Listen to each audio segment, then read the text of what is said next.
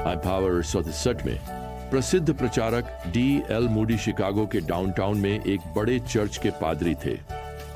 उन्होंने Henry Morehouse नामक एक व्यक्ति को विशेष सभाओं के लिए 1 सप्ताह तक हर रात प्रचार करने के लिए आमंत्रित किया। सभी की हैरानी के लिए मोरहाउस ने हर रात उस बाइबल की एक ही आयत पर ये प्रचार किया।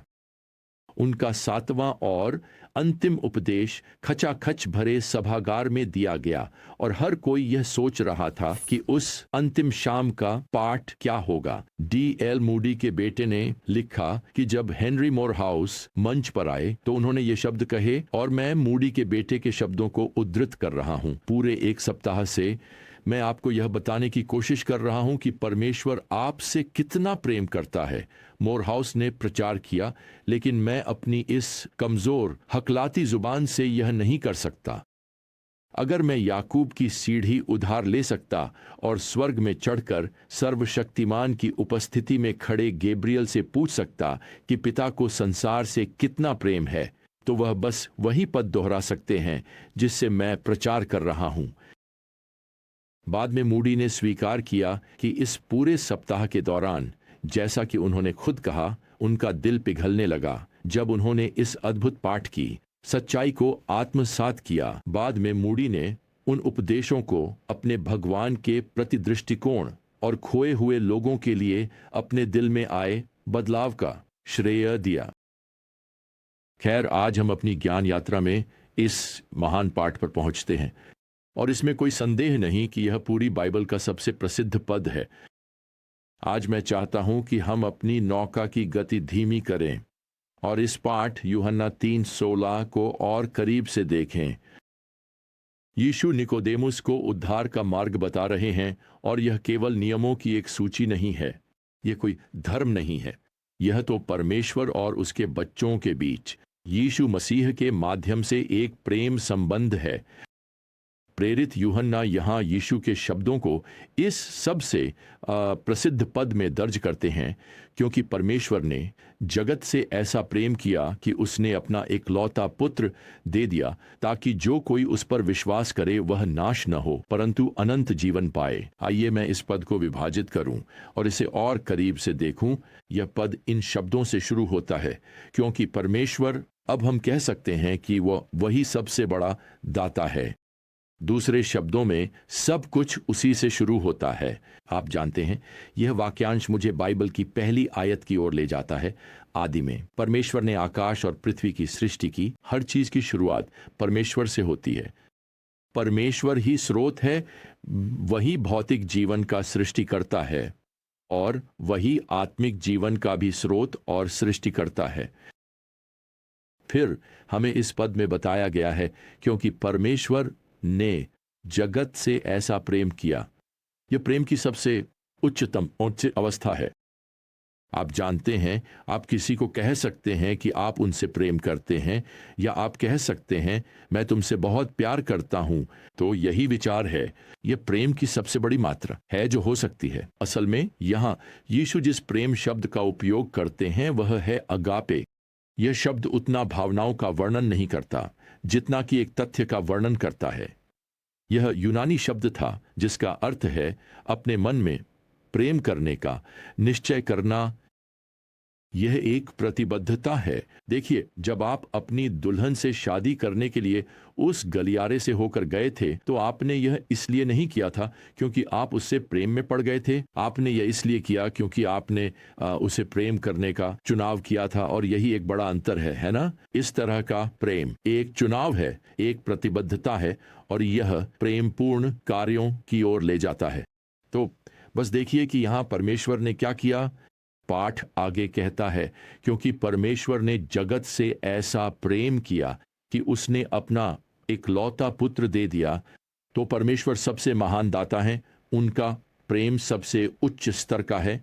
और अब हम यह भी जोड़ सकते हैं कि उनका पुत्र सबसे महान उपहार है जो कभी दिया गया, उनका इकलौता पुत्र। ग्रीक शब्द ओनली के लिए आपकी अनुवाद में लिखा हो सकता है उसका एकलौता उत्पन्न पुत्र, वह शब्द है मोनोजेनेस, जिसका अर्थ है यीशु अद्वितीय हैं, वे एकमात्र ऐसे पुत्र हैं। इसका यह अर्थ नहीं है कि परमेश्वर पिता की कोई स्वर्गीय प्रेमिका थी और उनसे एक पुत्र हुआ। इसका अर्थ है कि यीशु केवल और केवल परमेश्वर के पुत्र के रूप में अद्वितीय हैं। परमेश्वर पिता ने संसार से इतना प्रेम किया कि उन्होंने अपना पुत्र दे दिया।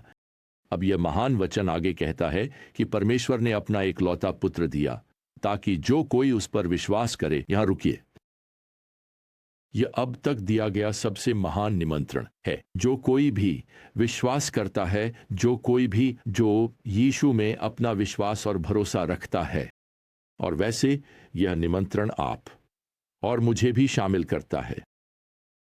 D.L. मूडी, जिनका मैंने पहले उल्लेख किया था, वे प्रचारक अक्सर कहा करते थे कि दुनिया को दो समूहों में बांटा जा सकता है, वे जो चाहें और वे जो नहीं चाहें।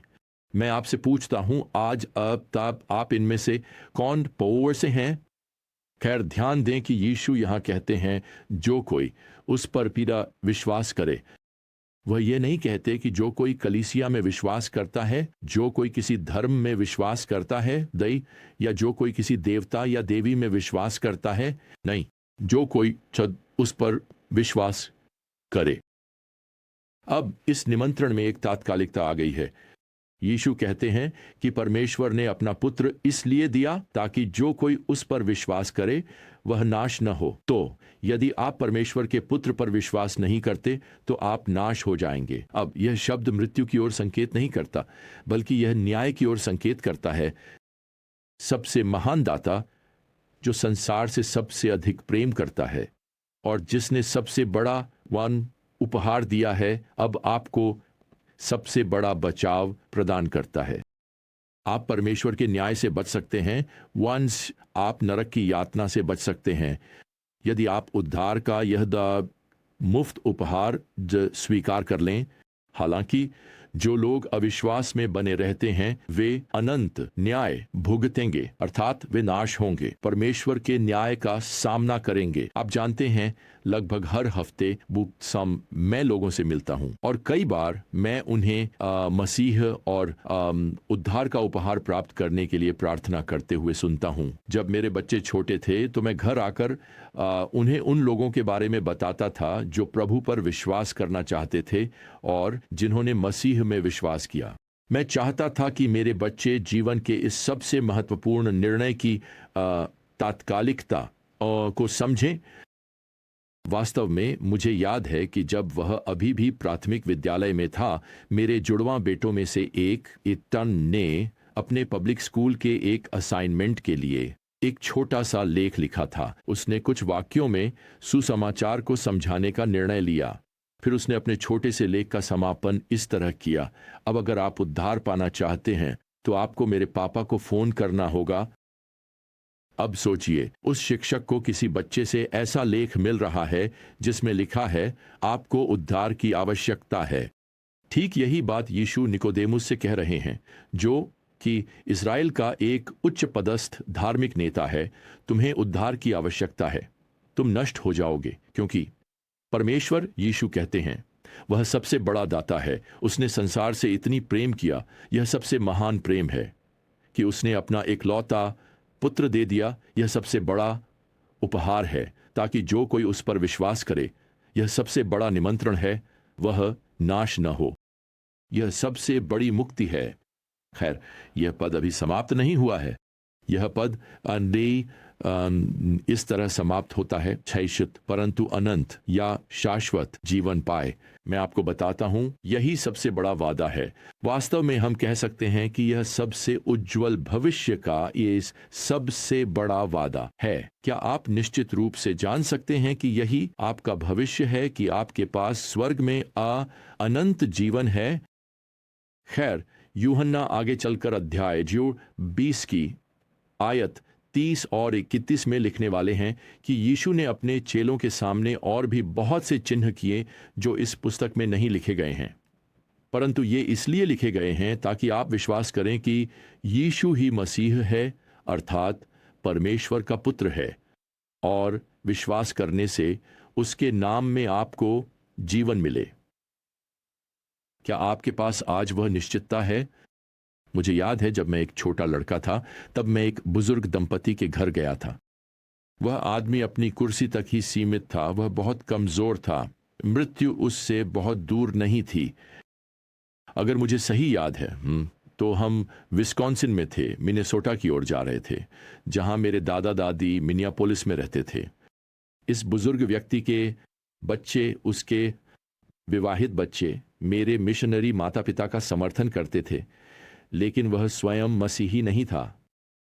हम उसके बच्चों के लिविंग रूम में बैठे थे और सुना कि मेरे पिता ने उस व्यक्ति के साथ उद्धार की योजना साझा करना शुरू किया। और फिर मुझे याद है कि मेरे पिता ने उससे पूछा, क्या आप मसीह को अपना उद्धारकर्ता स्वीकार करना चाहेंगे? उस आदमी ने एक पल सोचा और फिर कहा, मुझे नहीं लगता कि मैं ऐसा करूंगा। मुझे याद है कि मैंने अपनी सांस रोक ली थी। मुझे यह भी याद है कि मेरे पिता बस उठे और अपनी कुर्सी को समायोजित किया, उसे उस व्यक्ति के और करीब खींचा और फिर एक तरह की तात्कालिकता के साथ मेरे पिता ने फिर से शुरुआत की। और जब वह बूढ़ा आदमी वहां कंबल में लिपटा बैठा था ताकि उसे गर्मी मिल सके, वह एक ऐसा व्यक्ति था जिसने अच्छी जिंदगी जी थी, शानदार बच्चों की परवरिश की थी जो अब वयस्क थे। वह खुद भी नियमित रूप से चर्च जाता था, लेकिन मेरे पिता उन्हें वही बात बता रहे थे जैसे यीशु ने निकोदेमुस से कही थी कि वह कभी भी पर्याप्त अच्छे नहीं हो सकते। आखिरकार मेरे पिता सुसमाचार की प्रस्तुति के अंत तक पहुंच गए और उन्होंने उनसे एक बार फिर पूछा, क्या आप अब अपना विश्वास मसीह में रखेंगे और उनसे अपने पापों की क्षमा मांगेंगे, यीशु से अपने उद्धारकर्ता बनने के लिए कहेंगे? क्या आप अब यह करेंगे? वह बूढ़े व्यक्ति कुछ देर रुके और सच कहूं तो हम सब ने अपनी सांसें रोक लीं। और फिर मैंने उन्हें कहते सुना, हाँ, मुझे लगता है मैं करूंगा। मुझे याद है एक छोटे बच्चे के रूप में मेरी आंखों से आंसू बहने लगे थे।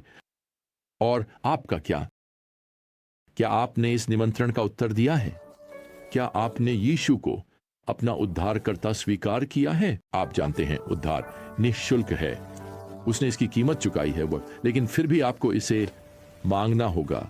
यह एक उपहार है, लेकिन आपको इसे खोलना होगा। आज ही उनसे प्रार्थना करें कि वे आपके उद्धारकर्ता बन जाएं। तो हमारी अगली विजन जर्नी तक प्रियजनों, प्रभु यीशु मसीह का अनुग्रह, परमेश्वर का प्रेम और पवित्र आत्मा की संगति आप सभी के साथ बनी रहे। आमीन।